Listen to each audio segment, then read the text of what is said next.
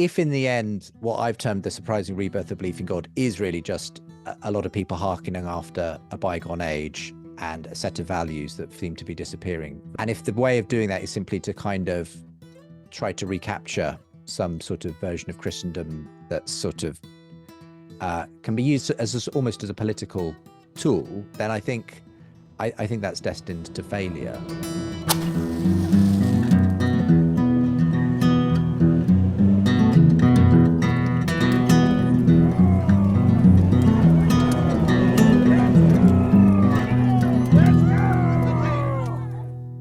So I wanted to begin by actually doing something that you did to me the last time we were together. What are you reading at the moment? What's on your bedside? Great question. Well, I have been sort of really enjoying just and quite slowly picking it up, putting it down, picking it up again, going through only for the second time in my life, The Lord of the Rings. Wow. So obviously, I'm sure almost everyone in this call knows what The Lord of the Rings is, but I read it first around the time the first film came out, the Peter Jackson films, and I just got married and went on honeymoon, started reading it for the next few months, and I think enjoyed it.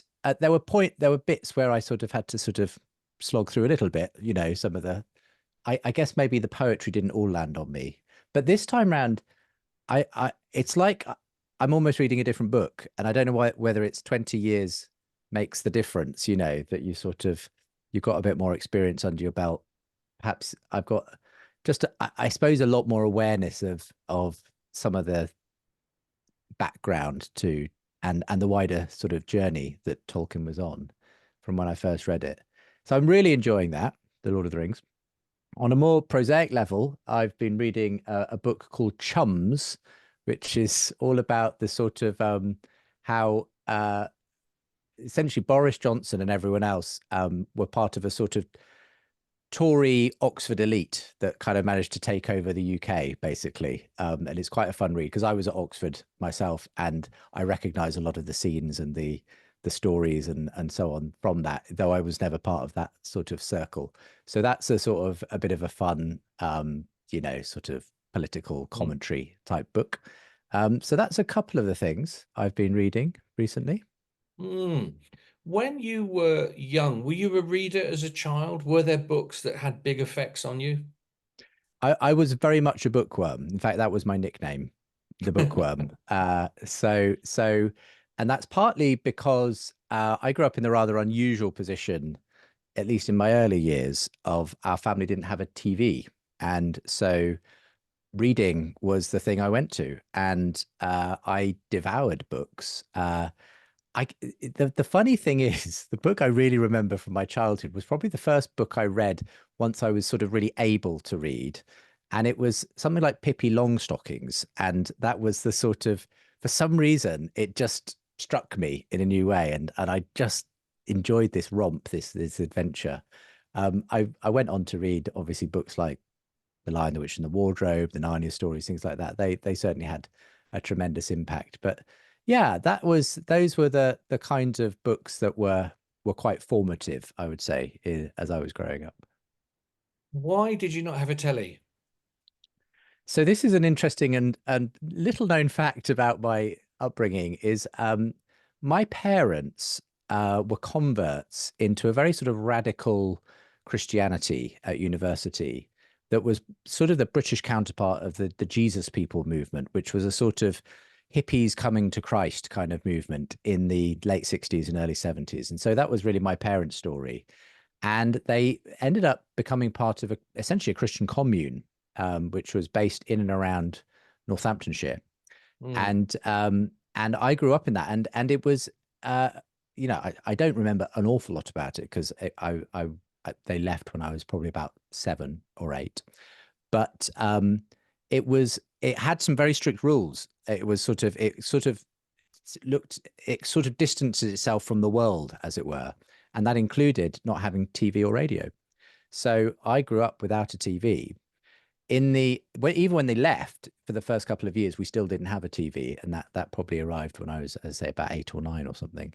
So that's pretty. I mean, that came with all kinds of interesting consequences. When you're a kid, you soon realize it, because we were still going to comprehensive school sort of thing with all the others, and obviously there you get looked on as the Jesus freaks if you're from this strange commune where you don't have Top of the Pops or that kind of thing. So it was a kind of there were blessings and curses, let's say, to growing up in Yes. that environment as a child. Yes. I mean, I also we didn't have a telly, Mm, and we didn't have a car, and we didn't have a phone. mm, So that was interesting. You'd go to a new school and they'd say, well, we need your phone number. And you'd say, well, we just don't have a phone. And I don't think that, I think it was fiscal issues, not anything else particularly. But I know my mum and dad, who I grew up in a Baptist church, Upton Vale in Torquay. I think, I think there was something of a decision about it being a good idea for the imagination, that television was a treat at the very least, and you mm, weren't watching it all the time. Of course, mm. like any child, any opportunity I got to watch a Of film, I'd course. lose my mind. Any access to my grandparents across the road, I was off. But now I am terribly grateful Mm, for this how hard my, well, it wasn't hard how hard my imagine had to work, but I had to sort of conjure with my mm, own head. And I mm. think it's given me something of a kind of storyteller's stamina. Yeah. As I Mm, get older now, it's interesting. One of the great phrases, of course, in Christianity at the moment is enchantment, and the notion of a re-enchanting of mm. Christianity. As a storyteller, and you find this all over the world, storytellers go to great lengths to protect their imagination from too much doggerel. You're kind of looking after it. Mm, mm. There's a degree of limit to how you view the world, because you've got this sort of sacred task to a degree. It's interesting, actually, if you think of Homer blind, in the storytelling tradition, the good storytellers often are blind. Yes. They've often had a kind of sacred wound, and out of what comes from that wound, they disclose hopefully divine ground or some kind of sacred Mm, story. On that note, I have been thoroughly enjoying and admiring today your book, The Surprising Rebirth in the Belief of God. And one of the things you talked about right at the beginning of the book is the need. You're not even really talking about Christianity at this point, but an mm, organizing story that a culture can hang its soul on, and its ethical life, and what happens, almost a kind of the beginning of a kind of cultural nervous breakdown when you don't have that. mm, In the Celtic world, if you don't have relationship like that to story, and if you don't have some fundamental relationship to land, that could be as simple as taking a dog for a walk, you are seen as unnecessarily vulnerable, mm, unnecessarily mm, vulnerable. mm. So I wanted to ask you about something that really kicks the book off, and I'm slightly embarrassed that I have to ask this, because astonishingly it passed me by. I had no idea about the new atheism. I was living in a tent. I just missed it. I was on such a profound walkabout from Christianity at that point. I did not know. I mean, obviously I knew about Dawkins, but I didn't Mm, know about it mm, beginning mm, to assemble as a movement. mm, And the thing, so I'd like if you could slightly, and just slightly mm, unpack mm. what the new atheism was or is. And secondly, there's a very lovely twist you put on it, where I feel you're almost implying that the new atheism could almost be divinely inspired to get a conversation going with that Yeah, yeah, wonderful image of the advert on the bus. yeah, absolutely. Well, yes, the new atheism. I mean, you didn't miss an awful lot, if I'm honest. And you're getting the cliff notes now with my book. But the idea with new atheism, and it that was just a tag it got given by a journalist sort of early on. There was no official New Atheist movement, but it was a sort of a cultural moment, I would say, when a number of significant thinkers, scientists, journalists decided that religion was bad for us, and this was coming hot on the heels of 9/11. And so it was very much a sort of a reaction against any form of fundamentalist religion, especially. There was also concerns, especially in American circles, around teaching of creationism in schools. But there was also just the rise of the internet in the early 2000s, and early chat rooms and forms of social media. And there was just a sense in which a lot of people who perhaps had a bit of an axe to grind against religion for whatever reason found each other.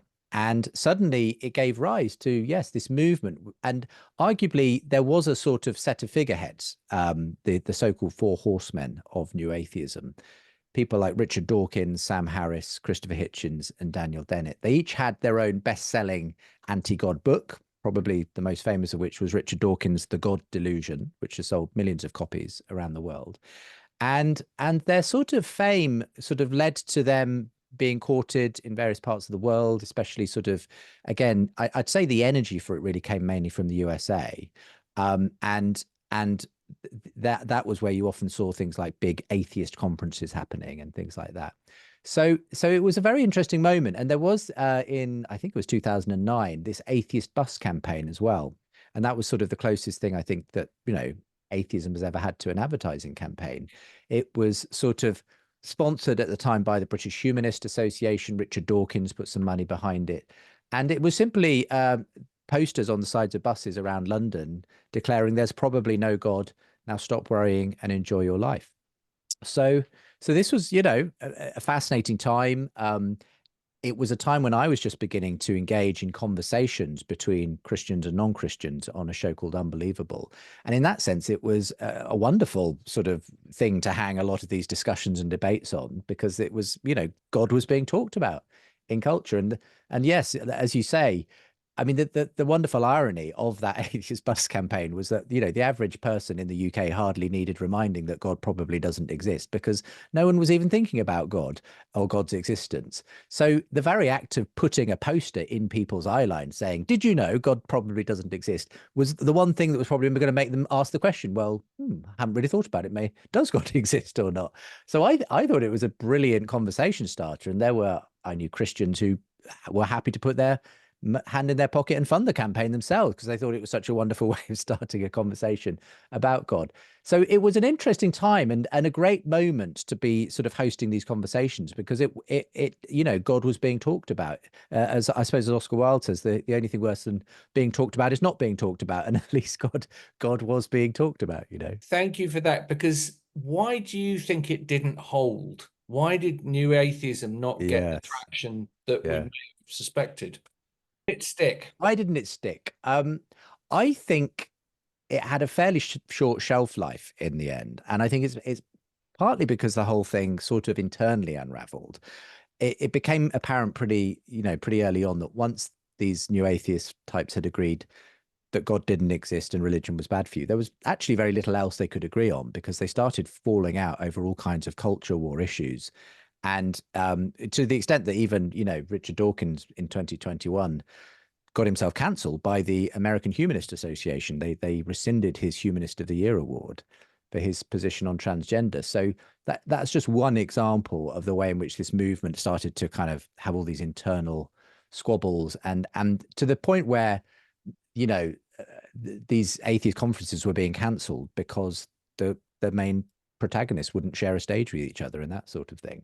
So I think there was this internal meltdown. There was also just the fact, I think, that I think they failed to answer the ultimate questions. They presented science and reason as a sort of cure-all, something that was going to answer everyone's questions, lead us into this utopia. And it just didn't materialize. And people still found that they were depressed, or couldn't make sense of their life. They were still looking for purpose and meaning and identity. And it turned out that science and reason, they're very good for some things, but they don't answer all of life's questions. And that's where I think the movement just started to wane. People kind of moved on. It hadn't done what it promised to do.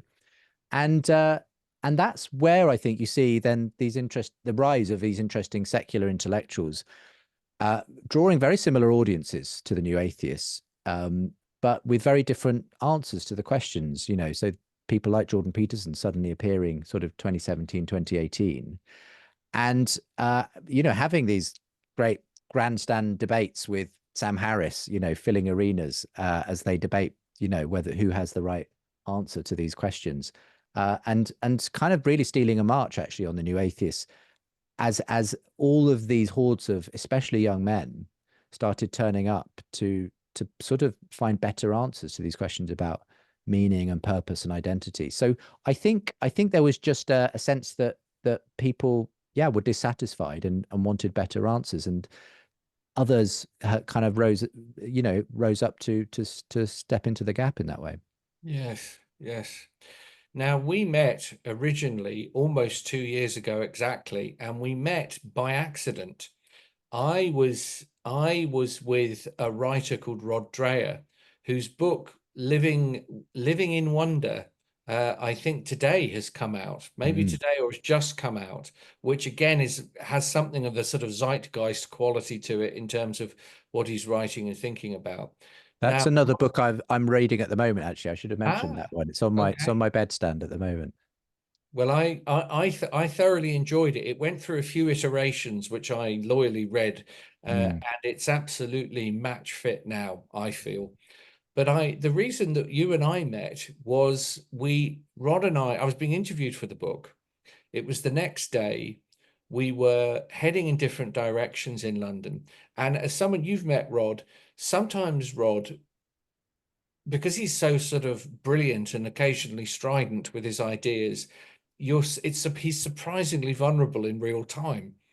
And suddenly I thought this poor guy has a million interviews to do today. He's heading somewhere into the Docklands of East London. Even the cab driver doesn't quite know where it is. And out of just personal civic duty, I just said, I'll travel with you till we get you dropped off at Justin's. That's it. That's it. That was the only reason. And then, of course, we got there, jumped out of the car. You and I spoke for about 5 minutes and really clicked. And you said, "Oh, I think, we should talk again." And Mm. then you had a wonderful conversation with Rod.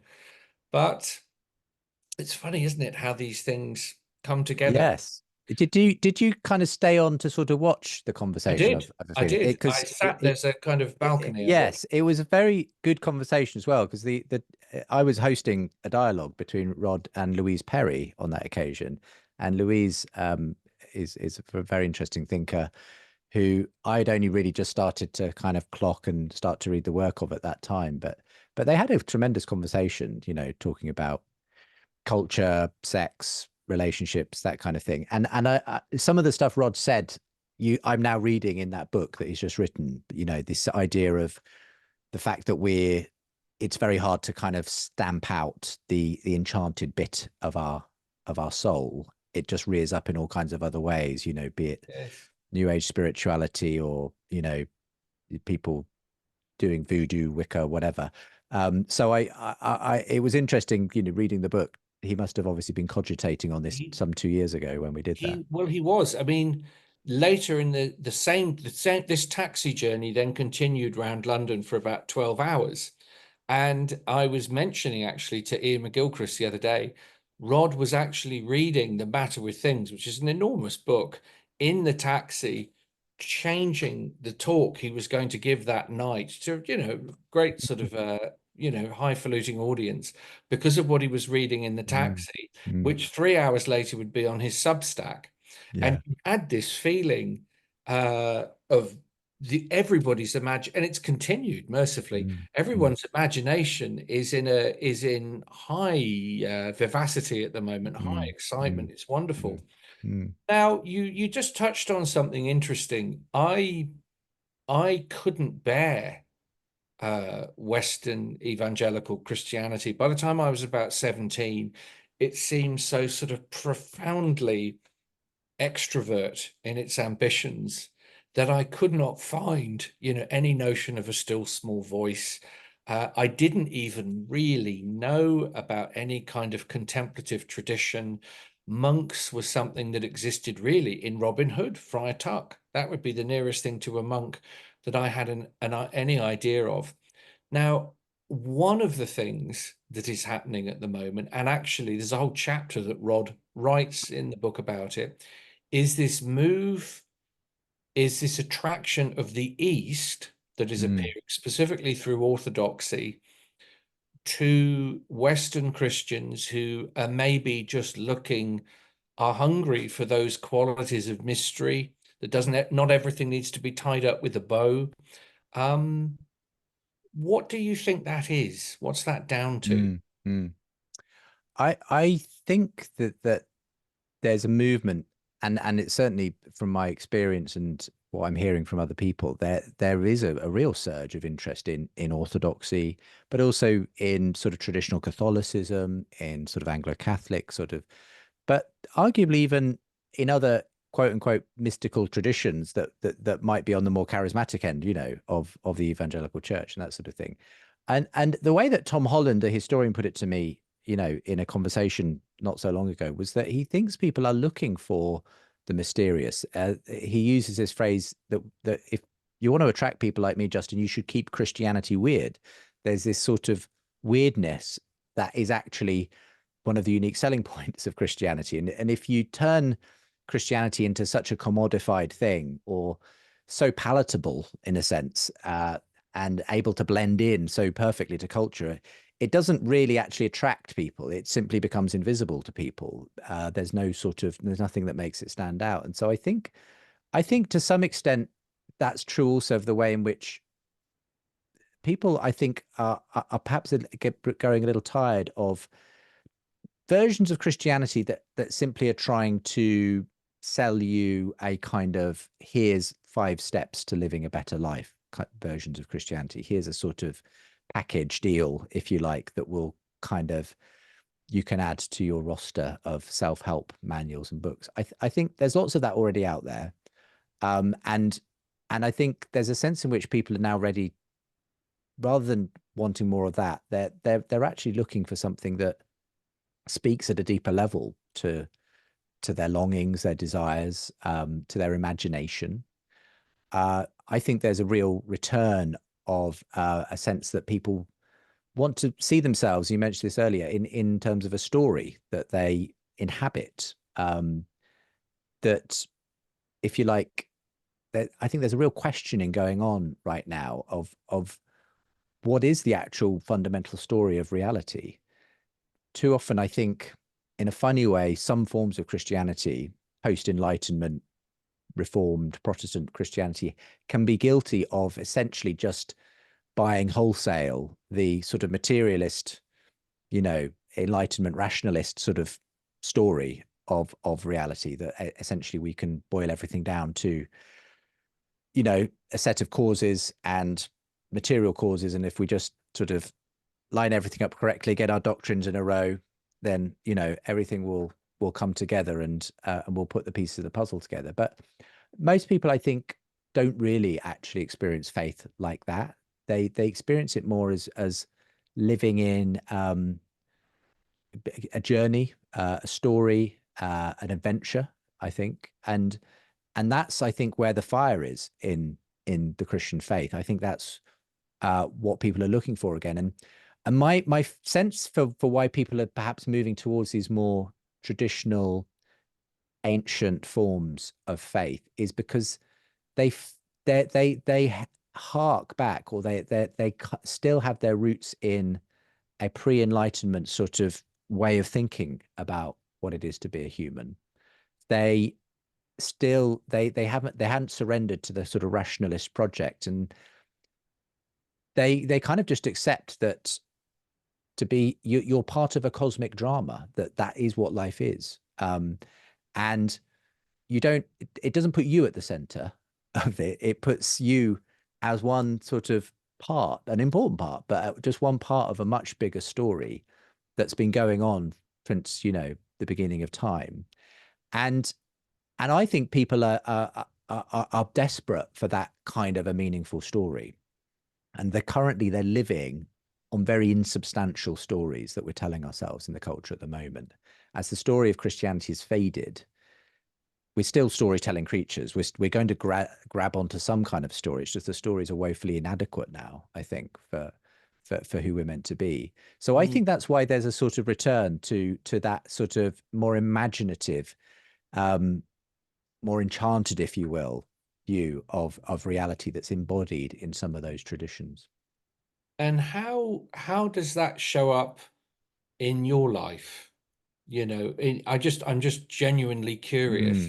Mm. Is that something that the church you go to are engaged in some way? Is it part of the conversation?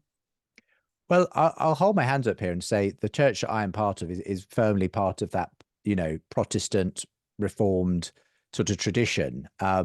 In as much as, I'm part of the United Reformed Church, which is a very sort of has its roots in the sort of, Reformation and the sort of dissenting churches. And it's typically the churches that were built out of our tradition, which goes back to the Congregationalists and Presbyterians.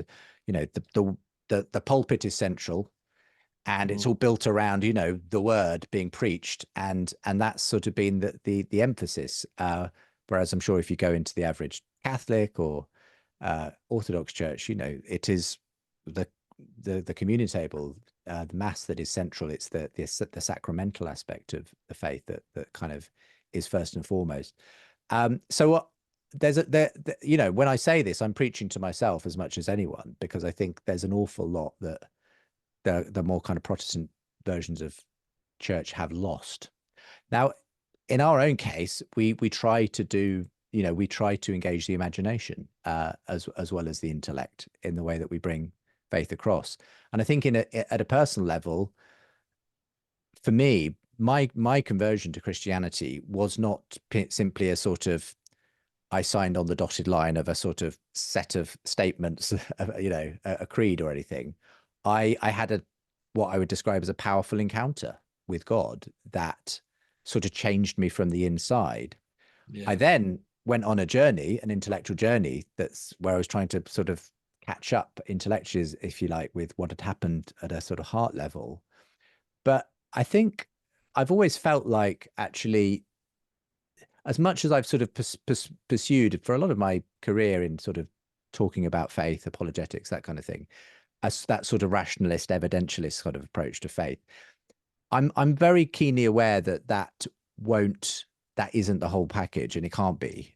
There's this part of it that is simply, you can't boil down to that. It's this call of God. It's something that rises up within you that you can't express in a theological, statements or whatever. So I hope that we try to engage that aspect of what Christian faith is, as well as obviously hoping to, you know, pass on good teaching and doctrine and whatever Yes. else it may be. Yes.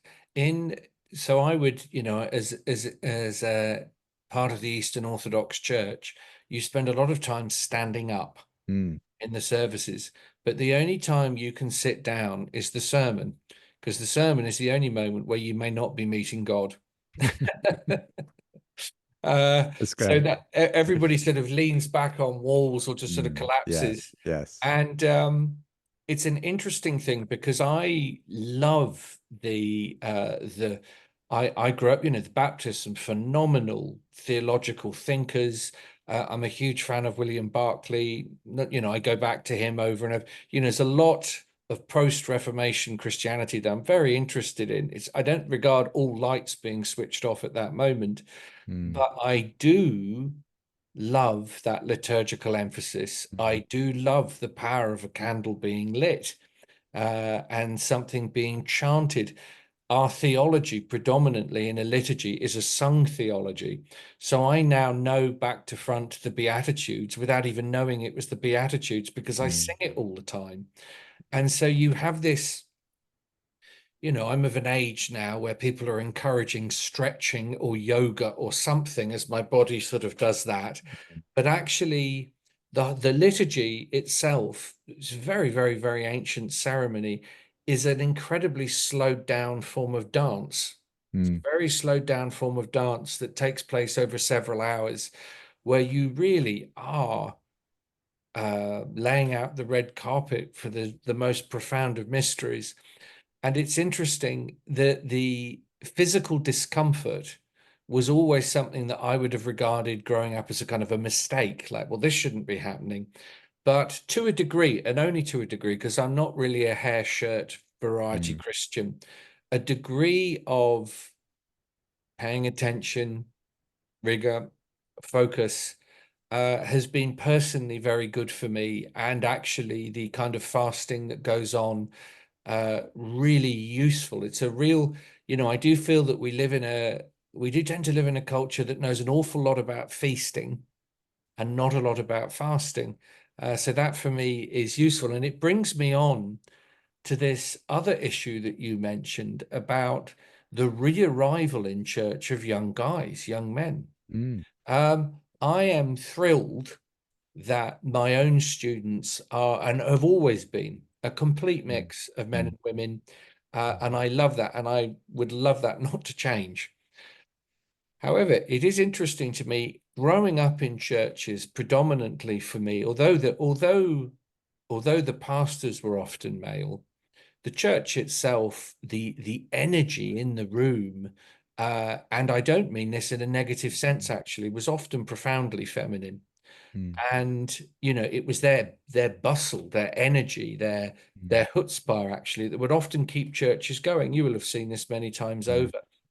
But obviously, if you're a 17-year-old young man trying to see mirrored back to you a way to live, I couldn't really find that in mm, sort of 1980s Anglicanism.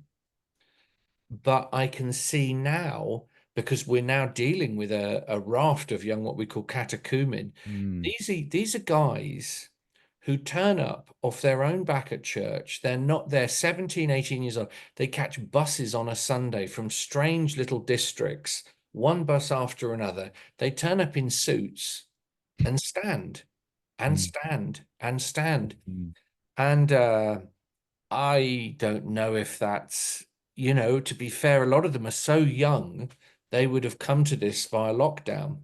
So they were probably trapped in a room with, basically trapped in a room with Jonathan Peugeot for several years, or Jordan or yourself, and they're trying it out. But it's a beautiful thing to see. Actually, it's terribly touching. mm. I That's so fascinating to hear. And I've been hearing similar stories of a kind of an influx of young men. I've got actually in the next season of my podcast, which is based on the book The Surprising Rebirth of Belief in God. I'm doing a whole episode on this interesting rise in young men, who are beginning to take an interest in church. I've been hearing it in lots of different quarters, not just Orthodox parishes, but in the Catholic Church, in parts of the evangelical church, and elsewhere. Uh, you may have noticed the story just last month, I think it was, that for the first time among Gen Z, which is the least churched, most irreligious generation, arguably, but those who are attending church and men have now outstripped women in terms of Wow. going to church, and that is very surprising because, like you, if Mm. my experience of the church, and I think it's uniform across the West pretty much, is that it's approximately 2/3 female, 1/3 male in most sort of traditions. So this is a very interesting phenomenon. Suddenly, for the first time in that particular demographic, that young demographic, more men. I think there's a lot of things going on, and but the overall kind of thesis I have for this is that for a long time there's been brewing a kind of male identity crisis in the West, and it stems from a lot of things being shaken up, a lot of categories being questioned, um, a lot of what used to be kind of a given for male kind of characteristics being questioned. Obviously, you've got stuff in the whole kind of gender questioning kind of stuff, but just generally, there's been a sense in which a lot of men, I think, have felt like they sort of have to apologize a little bit for being a man. Now, there are obviously things that are there are toxic forms, as it were, of masculinity, but unfortunately, just the word masculinity has kind of acquired a kind of toxic ring to it. And I think there's a lot of that goes in lots of different directions. Sadly, I think the problem is that a lot of young men just don't have any kind of sense of a role model to turn to anymore, or a kind of structure around which they can base their life. And I think especially young men, they need that. They need a sense of, and you see it all the time, very often when a young man, I don't know, goes into the army, suddenly it's the making of him. And it's because it gives him a sort of a sense of structure and rigidity and a kind of sense of stability in that way. But I think there's just a lot of young guys who have been floating without any of that for a long time for all kinds of reasons.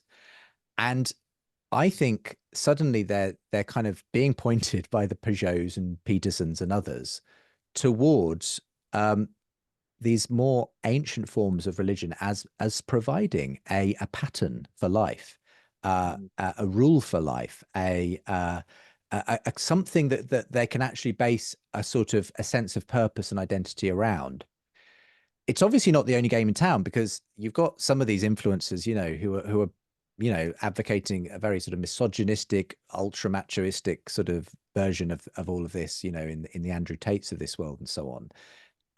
So it's not as though Christianity is the only game in town. And I've seen a lot of young men, for instance, being drawn towards Islam, fundamentalist Islam in this country for similar reasons. It provides a sort of a sense of being part of a tribe, part of something that gives you a kind of a rule of life and an identity.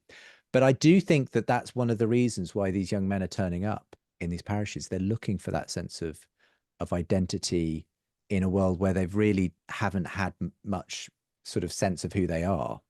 And I welcome it. I think it's wonderful, because ultimately I think the most brilliant example of a man who, interestingly, was not married and probably never had sex in his life was Jesus. It's a sort of, and yet somehow this person can kind of, I think, evokes a kind of the true spirit of masculinity in so many ways. And so I'm quite encouraged by that, while noting that there are sort of lots of interesting reasons why these young men are turning up at the same time. I think if I was watching it from a distance several years ago, there would have been a frisson of alarm probably in me, because I think the thing is, wherever Christ is present, mercifully the heart is going to be troubled into communications. Your heart will be present. But of course, one of the things I always say in my job as a mythologist is, if when you don't have a galvanizing story, when you don't have a myth, what you tend to end up with is its dark twin, nationalism. And actually, I think if there's one sort of essential fault line in Orthodoxy, and I say it as an Orthodox Christian, is sometimes it can be terribly nationalistic, and that unarguably universal message of Christ can get a little lost. So that's, I always say to anyone from the West approaching this, just don't be naive. Don't be, you're never going to meet a perfect church. No, absolutely. It's interesting you mentioned that, because I had a fascinating interview recently that I'm going to be using again for an episode of the next season of the podcast, with a guy called Theo Wilmot. And he's very interesting because he was part of the far right. He was very much involved in a group called, I think it was patriotism something or other. But anyway, it was a sort of, group advocating basically for nationalism, white sort of ethnocentrism, that kind of thing. And he told me about his journey and how he had been one of these young guys. They were looking for a purpose, and he kind of found it in this group that he felt, for whatever reason, their sort of the certainties and the sense of the, having some kind of purpose. And he was quite galvanized, involved. He sort of had this experience though, where he got, there were various standoffs they had with sort of anti-fascist type groups, and on one occasion he got caught up in the middle of it and found himself on the floor being punched and kicked by basically other guys the same age as him. And he thought, what's gone wrong here? I'm meant to be, I thought I was trying to help, I'm supposed to be helping these guys. And here we are at each other's throats. And it sent him into a period of, well, quite deep depression. But on the other side of that, he found faith and eventually found his way to the Orthodox Church, interestingly. And he now, and it's sort of almost, as you say, there's this kind of two sides of a coin, and it can flip sometimes. But he now sees obviously this relationship he has with Christ, and particularly through the Orthodox Church and the way that mediates it, as the thing that he was looking for all along, and a kind of, it's brought an extraordinary peace and sense of identity to him that he was looking for through that sort of that nationalistic lens that he once participated in. Now, you mentioned somebody half an hour ago who is very important in all of this, and that is Tom Holland. So Tom Holland's book Dominion, which I still think is sort of rumbling around the place and causing people. It's a very interesting thing, because what Tom ended up talking about in the interviews after the book are not quite the same thing that's actually in the book. So I came to Tom via those interviews, and it took me a while to get to the book. And when I read the book, I thought, oh yes, he's the energy and the intellect that comes out post the effect of writing the book is really, the book itself is terribly interesting, but actually where he comes to, where he'd arrived in his life after he'd finished it, was something else. I was lucky enough to have dinner with him, maybe it was last year, and he was saying how, I said, what's it like, post Dominion? What's it like post having written that book? And he said, I do miss it. He said, I miss having reasons to scurry around in the Bible, because like myself, he regarded the Greco-Roman myths as beautifully florid, rich, nuanced, dramatic, sexy. And then over in the corner is this strange crow being that is Jesus, that is hard to draw with one line, is thin-skinned, seems to have a death wish or a megalomaniac. The early Christians seem to be a personality cult, all of that. And I talked once to a bishop.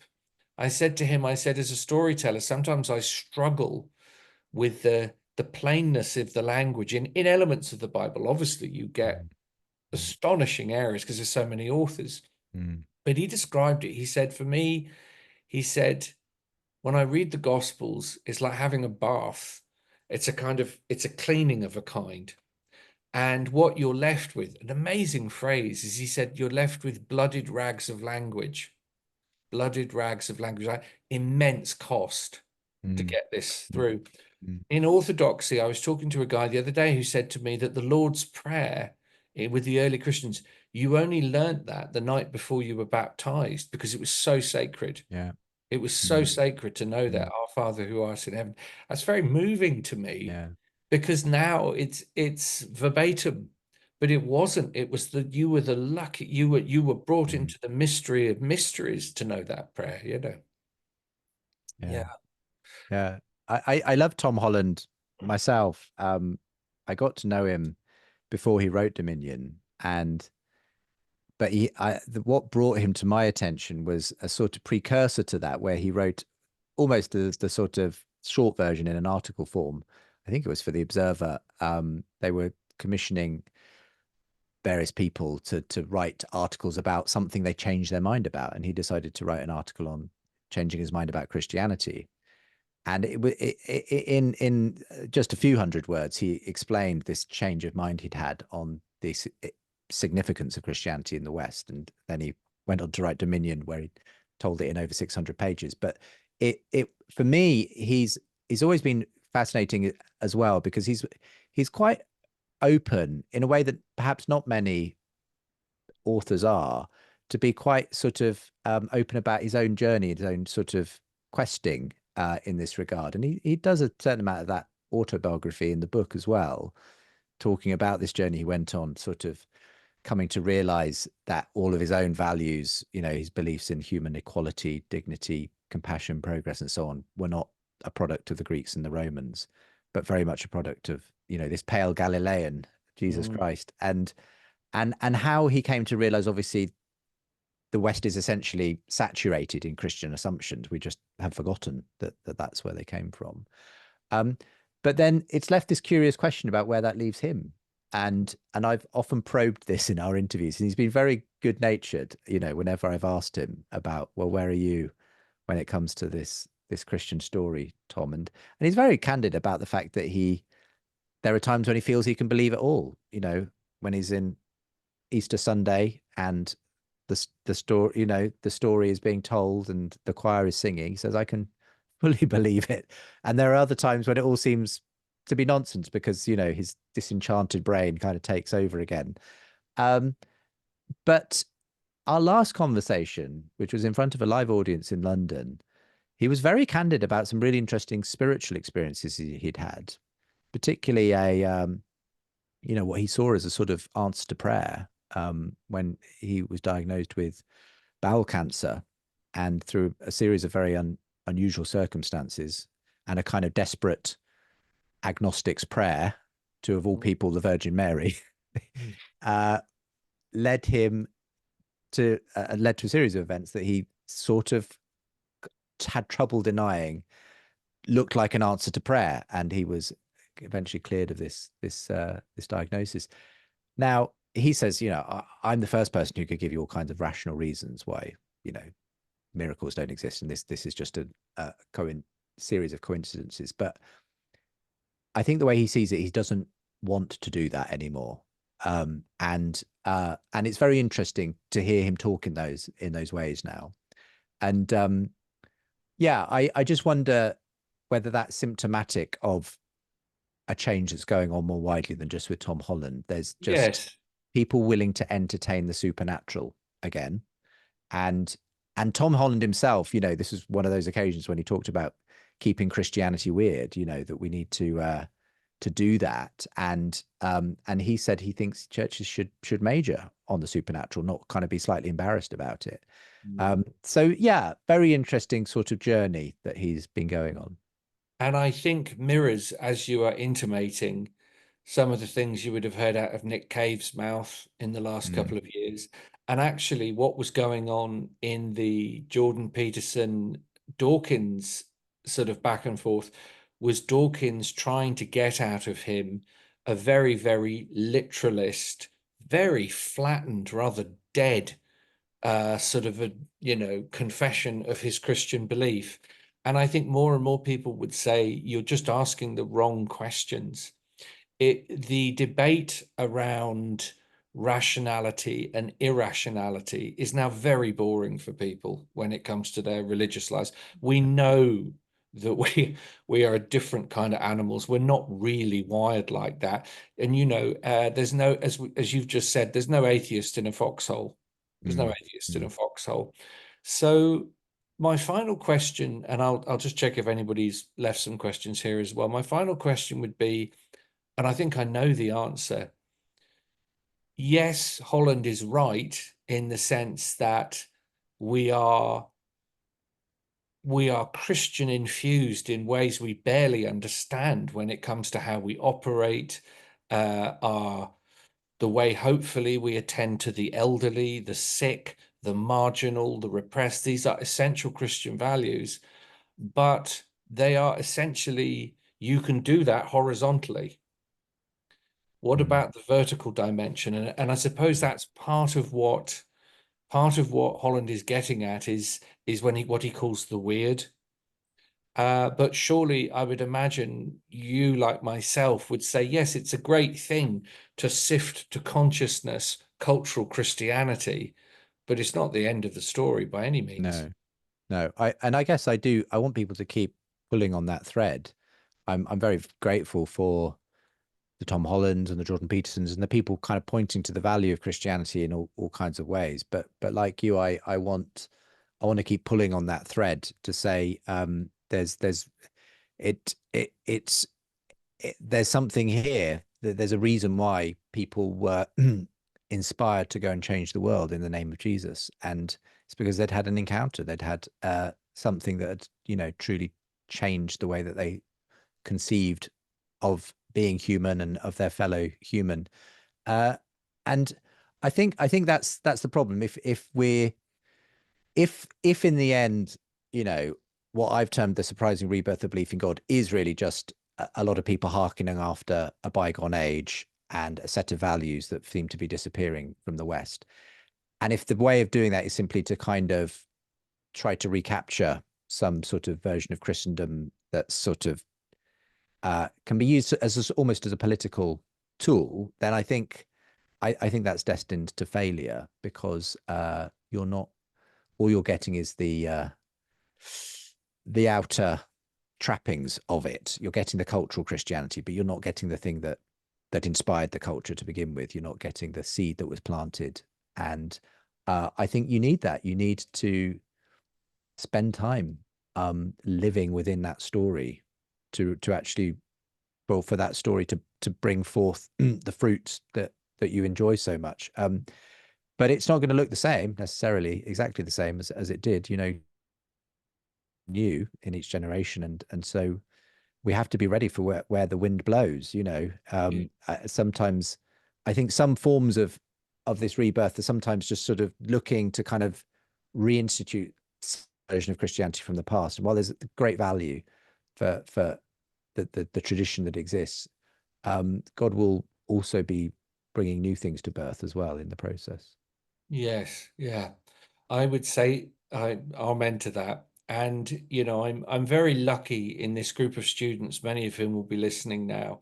As I said, they're a wonderfully anarchic, eclectic bunch. Some are Christians, some aren't, but all have that wonderful disposition where they're prepared, like Jacob, to wrestle with the angel. They're prepared to stick with the trouble of this, stick with the strangeness of this, stick with even the healing of this, because for most of us, most people have received a few body blows from religion by the time you get to adulthood. And so to go back to that particular hornet's nest can be very, very frightening. And I just want to, you know, it's a wonderful thing that you're doing, Justin. There's no one who's quite in the position that you're in at the moment, where not only are you writing wonderful books, you're also consistently living in the tension of these conversations that you've had not dozens of them, you've had hundreds of them.